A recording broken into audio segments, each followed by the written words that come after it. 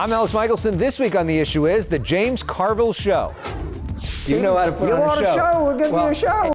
The legendary Democratic strategist on why the Democratic show didn't work out and what can be learned from President Trump. Then Breitbart's Joel Pollak on his interaction with President Trump regarding fire relief. And Puck's Peter Hamby on the extraordinary challenge of covering an unprecedented presidency. Broadcasting across California, you're watching The Issue Is. And welcome to The Issue Is. I'm Alex Michelson. As President Trump transforms the federal government in record speed, there's strong reaction on both sides of the aisle. One of the most blunt, interesting, and fearless analysis is coming from James Carville. This week, the legendary Democratic strategist appeared at the Warsaw Conference at USC, where he appeared on stage and then sat down backstage with us exclusively. Carville is perhaps best known for running Bill Clinton's successful 1992 campaign with his phrase, "It's the economy, stupid." He's the subject of the new documentary, Carville, Winning is Everything, Stupid. In it, you see constant warnings to Democrats that they were set up to lose in 2024. Here's our conversation. James Carville, welcome back to The Issue Is. Thank you. Donald Trump is now president. What do you make of the way that he's acting so far? So utterly predictable. They cannot think of anything. So you have this example, you have this tragic crash. Obviously, it seems to me that this helicopter was grotesquely out of position, but that, negligence. And it's start on DEI. I mean, you can't, the guy doesn't have a human reaction to an event. It was like you had these, wildfires here. Well, I mean, there's probably when you go back and do your after-action report, or what you're going to have to do. The one thing we know that didn't have anything to do with this was the Delta smelt, okay? It's just stunning how he can come up with the dumbest, most unresponsive response to a tragedy that I've ever seen by my life. And yet, why do you think he's so popular? Well, I don't think he's, first of all, let's say he has a lot of intensity, okay? He's never been at 50%. He is a vehicle to explain to you why you thought your life was going to be better. Okay, the immigrants did it to you, the DEI people did it to you, the Chinese did it to you, and they're looking for quick answers to why their lives didn't turn out very well. And Trump is ready to supply that lie to you as he's stealing from you, right in front of you. It's pretty amazing. But the Democratic candidate was pretty unpopular. And Right. you say that the Democrats started their seventh-string quarterback in trying to win in Right. both We had Biden Super Bowl. and we played Harris. the seventh-string quarterback. Yeah. Right. And we had we weren't allowed to have tryouts. Okay? Meaning a primary. Where people would go. If you would have had Bill Clinton and Barack Obama hosting a forum in Los Angeles, okay, with 6 potential Democratic presidential candidates, you could have put the damn thing in a Coliseum and it would have filled up. Okay, there would have been interest. There would have been, 2 successful people that know something about being president, having a conversation. Well, Governor, how would you address this? Or what would you do? Instead, we got a person that, embraced every goofy identity idea of 2019, 2020, all right, all make mistakes, who was running a campaign and didn't run on change. I mean, she was if anything, she played well for a 7-string quarterback. In a year when 70% of the country thought we were going in the wrong track. We told people we're going to keep running off tackle. Well, they figured it out. They got a 375-pound guy there. You're going to run out of him. Okay, let's try to go over the top. Yeah. Okay, it's something. It was almost, and in spite of everything, in spite of starting a 7-string quarterback, in spite of refusing to acknowledge that you were living in a country that was looking for something different, we were resolute in giving it, we came within a point and a half. So who is the first-string quarterback? You got to have tryouts. Yeah. Okay, so, And which is something you said in real time. This isn't something you're coming up after. So there's this great documentary called "Winning Is Everything, Stupid," which we watch you in real time saying this, screaming from the mountaintop. Guys, look out! We're doing this wrong. We're gonna lose. Listen to me. He's too old. He can't win. Stop it, guys. And people didn't listen to you. Do you think they're listening now? I don't. I think there's some people who think it is in their interest not to listen. I think there's some people that are afraid if we do that, something will go wrong. Well, it might, but the basic truth is something I've always recognized, is I know how much talent there is in the party. I know Governor Beshear, I know Governor Spiro, I know Governor Moore, I know Senator Warnock, okay? I know Mayor Landrieu, I know all these people. Let's get out there. And you say, who's the best quarterback? Well, let's throw some. Let's have a scrimmage. Let's have a preseason game. And guess what? When you got that kind of competition, it's going to be good. What do you think of Governor Newsom? You know, I think the guy is very good. I mean, I watched him. He debated DeSantis. I've kind of watched him on TV, the way he outplayed. The problem Governor Newsom has, he's been visible for so long, and this is not fair, but people are going to say, I think the California thing, although it's the largest block of Democratic delegates there is, I'm not sure that's a positive. But every time I come to California, I keep hearing that everybody's leaving here.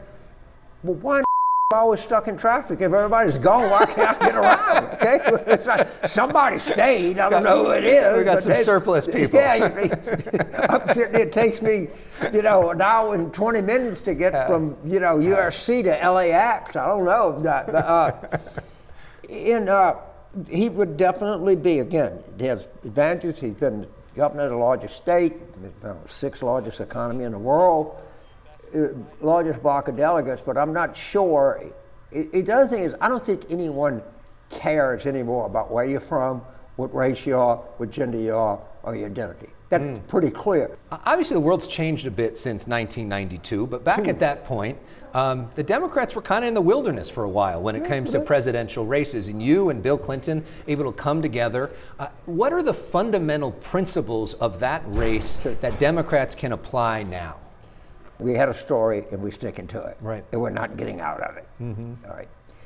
But the one thing that we miss about modern politics is we have not had an inspirational candidate since 2012. That's for 12, it's going to be 16 years in 2028. When you think about Democrats, what do you think? They're old and they're urban. That's about as far as you get. Okay? They're all old and they kind of favor the people of the cities. Well, and Clinton and Obama were cool and young. Yes, were cool, young, and they wanted to have universal appeal. Yeah. Okay? And they neither one ran a narrowly focused campaign. And sometimes it's as simple as Trump puts on a better show. Yeah. I mean, he does. He has an arc. He has a narrative. Yeah. Okay, but what's wrong with putting on a show? You know how to put on a show. You want a show? We'll give you a show. Well, James Carville, you make it so interesting. Winning is everything. Stupid. Streaming now on Max. Yes, sir. You are the man. Thank you very much. Thank you. James Carville knows how to put on a show. And you can check out our full interview, which includes more of that, streaming now at youtube.com/Alex Michelson. Up next. Many of my neighbors, including some here, tried to fight the fires. They couldn't. We were lucky our house was saved. But we should not have to rely on buckets to put out a fire. That's right.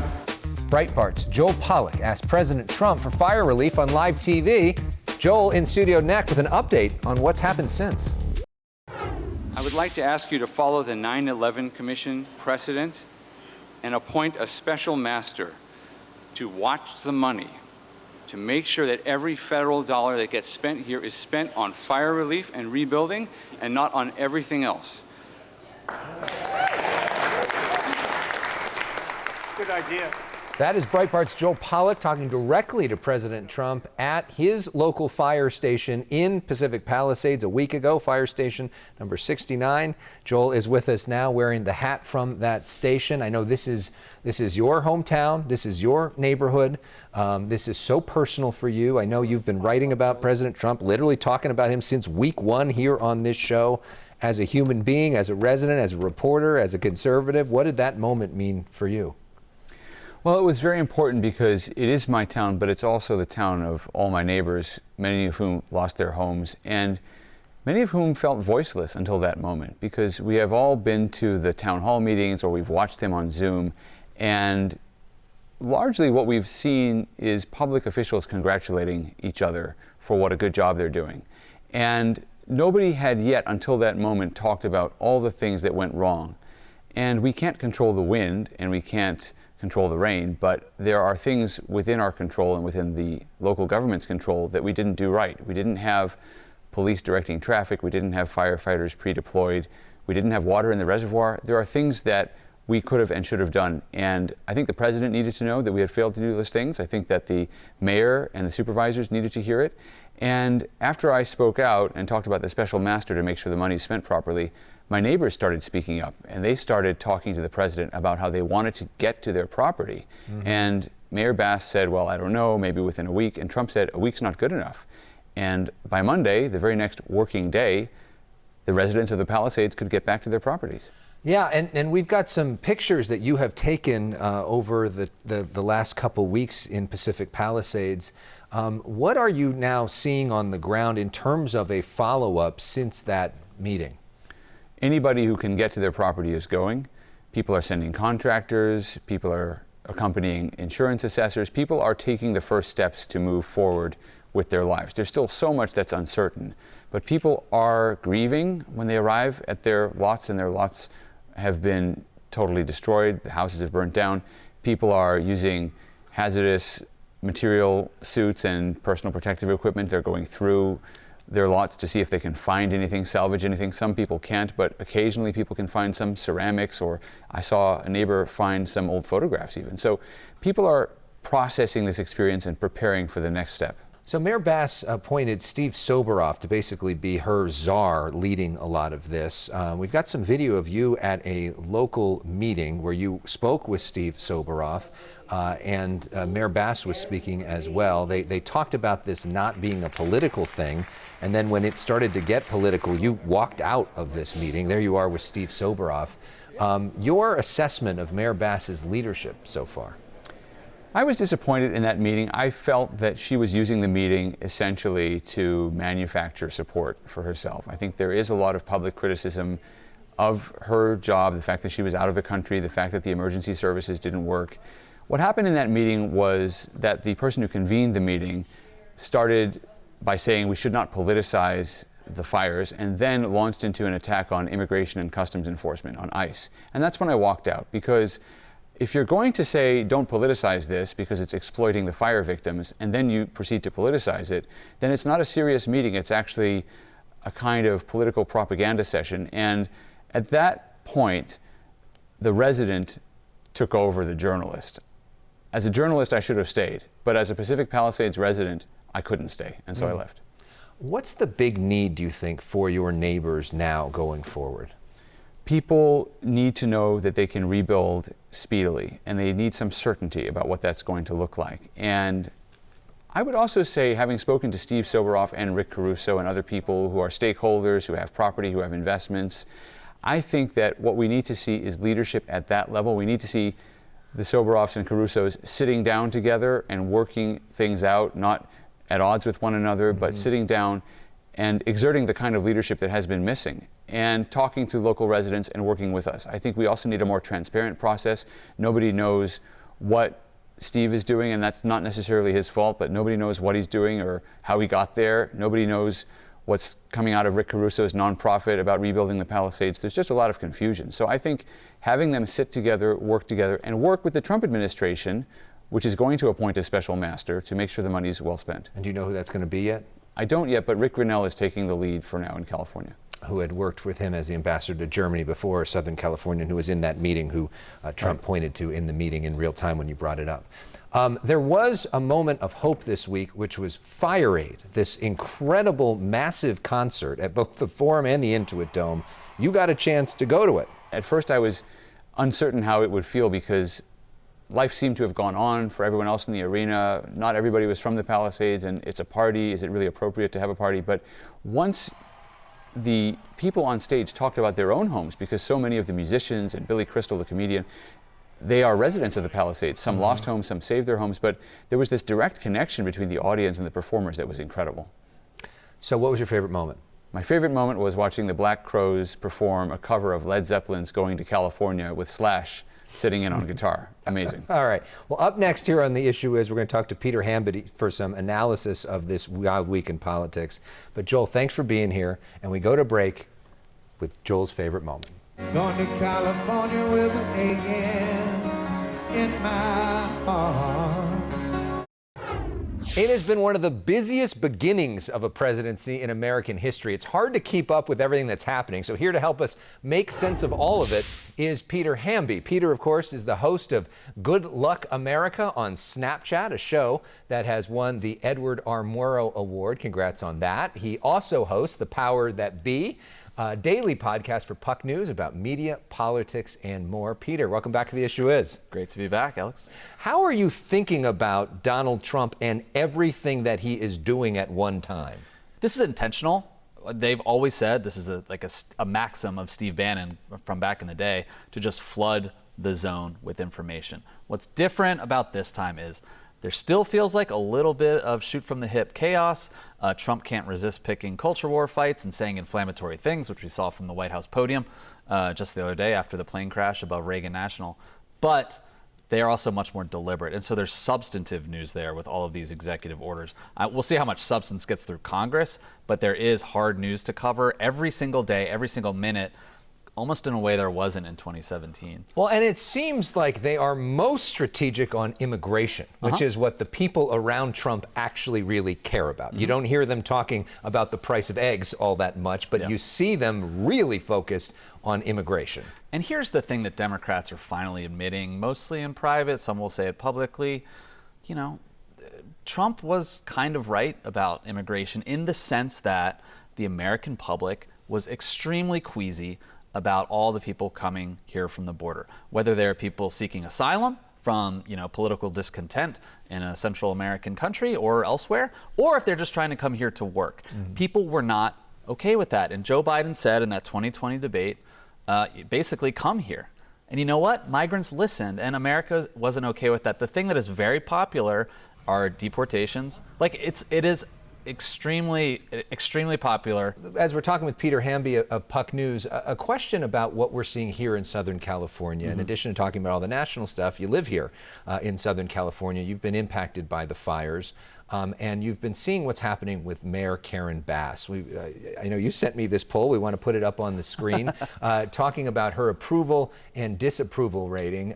This is a recent poll. 54% disapprove, 37% approve. So what happens if Rick Caruso, who of course ran against her and lost by about 10 points, got into a race against her this time? According to this poll, Rick Caruso at 43%, Karen Bass at 36%, 21% undecided. This is a Decipher AI poll. Your reading of that and this moment and what Rick Caruso has been doing? That poll, I should say, was, I believe, commissioned by a Republican-leaning media firm. I think they did Nathan Hawkins' DA race. That kind of California Republican. Yeah. I wrote a column about this for Puck a couple weeks ago. Most regular voters in any city don't think on a daily basis about what their city council person is doing, what the mayor's doing, even what the governor's doing, until it really hits home. So she has been defined, and this is largely a communications issue because the mayor of Los Angeles doesn't have a ton of executive powers, but she's been defined by not being here for the fire. So, for the first day, she came here after, in fairness to her.